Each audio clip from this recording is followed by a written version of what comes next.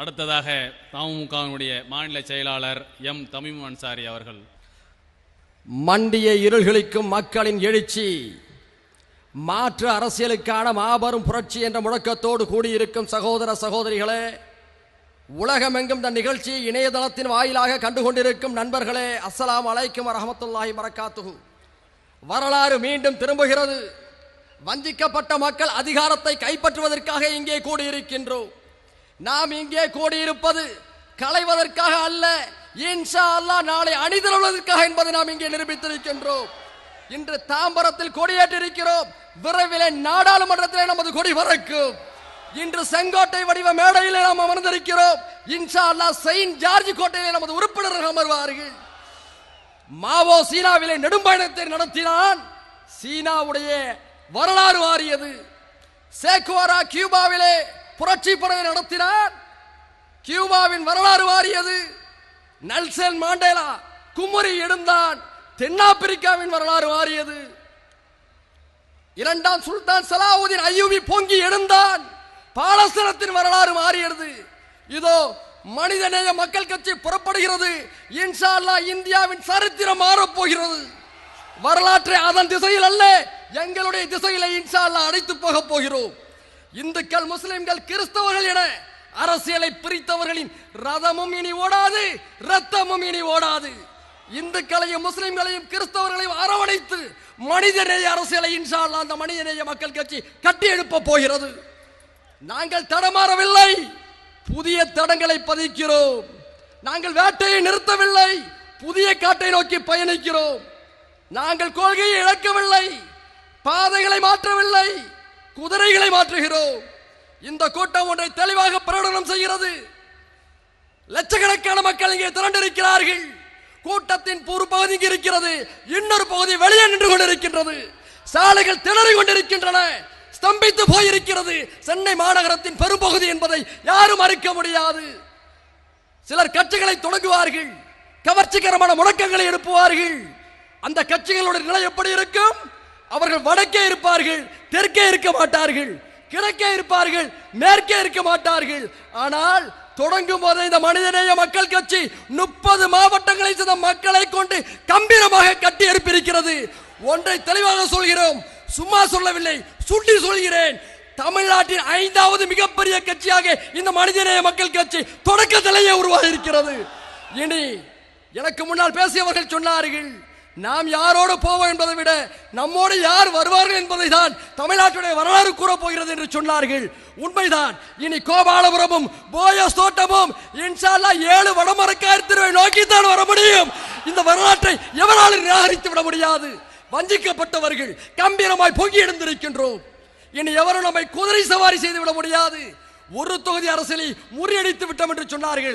ஆம், முறியடிக்கப்பட்டு முஸ்லிம்களுக்கு நாடாளுமன்ற தொகுதிகள் என்று சொன்னால் ஒரு தொகுதிகள் தான் என்ற அந்த நாசகார சிந்தனைகள் முறியடிக்கப்பட்டு 3 மணி நேரம் ஆகிவிட்டது. நாங்கள் தெளிவாக பிரகடனம் செய்கிறோம், நாடாளுமன்ற தேர்தல் வருகிறது. மத்திய சென்னை, ராமநாதபுரம், வேலூர், மயிலாடுதுறை, தஞ்சாவூர், நெல்லை என 6 தொகுதிகளை குறிவைப்போம்.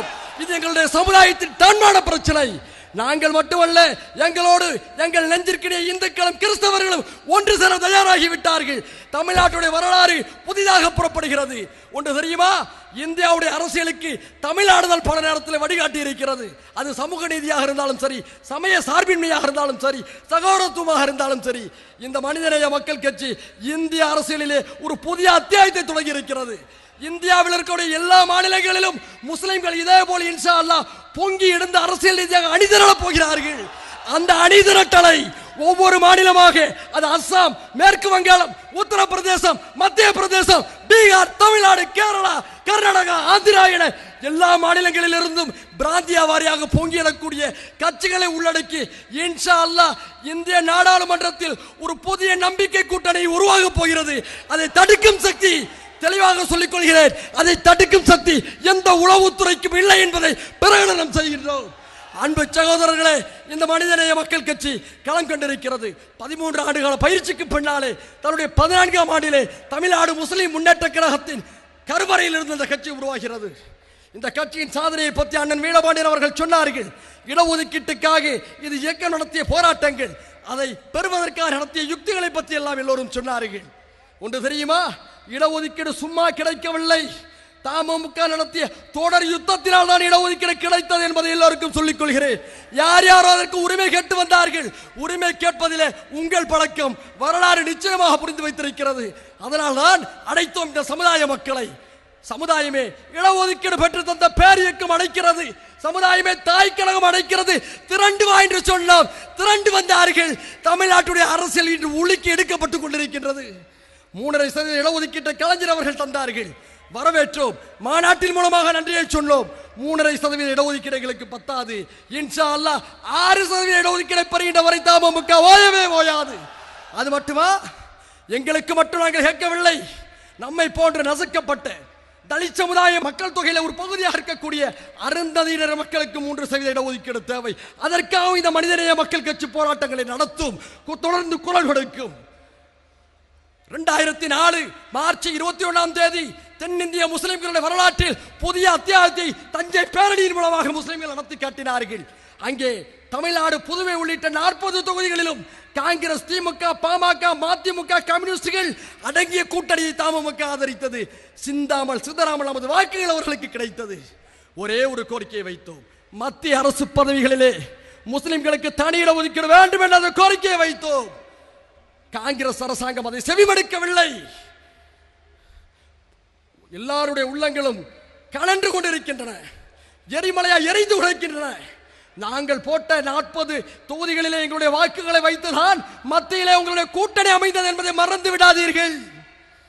அந்த நீதிபதி ரங்கநாத் மிஸ்ரா அவர்களுடைய கமிஷன் நாடாளுமன்றத்திலே சிறுபான்மையினருக்கு 15% இடஒதுக்கீட்டை தர வேண்டும், அதில் 10% முஸ்லிம்களுக்கு தர வேண்டும் என்று நாடாளுமன்றத்தில் தன்னுடைய அறிக்கையை சமர்ப்பித்து விட்டது. ஆனால் காங்கிரஸ் கட்சி அதை நாடாளுமன்றத்தில் விவாதத்துக்கு வைக்காமல், ஏற்றுக்கொள்ளாமல் அந்த அறிக்கையை முடக்கி போட்டிருக்கிறது. கலைஞர் அவர்களே, சோனியா காந்தி அவர்களே, உங்களை நாங்கள் விரும்புகிறோம்.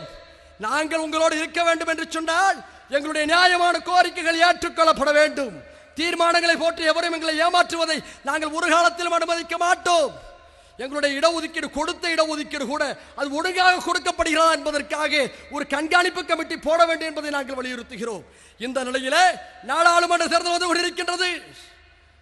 சோனியா காந்தியாக இருக்கட்டும், இந்தியாவுடைய முதுபெரும் தலைவராக இருக்கக்கூடிய கலைஞர் அவர்களாக இருக்கட்டும், எல்லோரையும் நாம் மதிக்கிறோம். ஒரே ஒரு கோரிக்கையை வைக்கிறோம், நாங்கள் உங்களோடு இருக்க வேண்டும் என்று சொன்னால் நீதிபதி ரங்கநாத் மிஸ்ரா கமிஷன் பரிந்துரைத்த 10% தனி இடஒதுக்கீட்டை மத்திய அரசு பதவிகளிலே எங்களுக்கு தருவதற்கான உத்தரவாத நடவடிக்கைகள் உடனடியாக தொடங்குங்கள். நாடாளுமன்றம் கூட போகிறது, நாடாளுமன்றம் கூட போகிறது. இறுதி வாய்ப்பு உங்களுக்கு தருகிறோம். இல்லை என்று சொன்னால் மத்திய அரசு பதவிகளிலே இடஒதுக்கீடு என்று நாங்கள் கேட்கக்கூடிய அந்த முடக்கத்தை நீங்கள் நிராகரித்தால் தெளிவாக மத்திய மாநில அரசுகளுடைய உளவுத்துறையை குறித்துக் கொள்ளுங்கள். இனி தமிழ்நாட்டின் வீதிகளை யாராலும் கட்டுப்படுத்த முடியாது என்பதை மட்டும் நீங்கள் தெளிவாக புரிந்து கொள்ளுங்கள் என்று கூறி தமுகவாக இயங்கும் அதனுடைய அரசியல் பிரிவாக மனிதநேய மக்கள் கட்சி இன்ஷா அல்லாஹ் செயல்படும். தெளிவாக ஒன்றை நாங்கள் சொல்லிக் கொள்கிறோம். நேற்றும் அதை சொன்னோம், இன்றும் சொல்கிறோம், இன்ஷா அல்லாஹ் நாளையும் சொல்கிறோம். எங்கள் கொள்கைகளை விலைக்கு வாங்கக்கூடிய ரூபாய் நோட்டுகள் இன்னும் அச்சடிக்கப்படவில்லை என்பதை பிரகடனம் செய்து கொண்டு விடைபெறுகிறேன். நன்றி.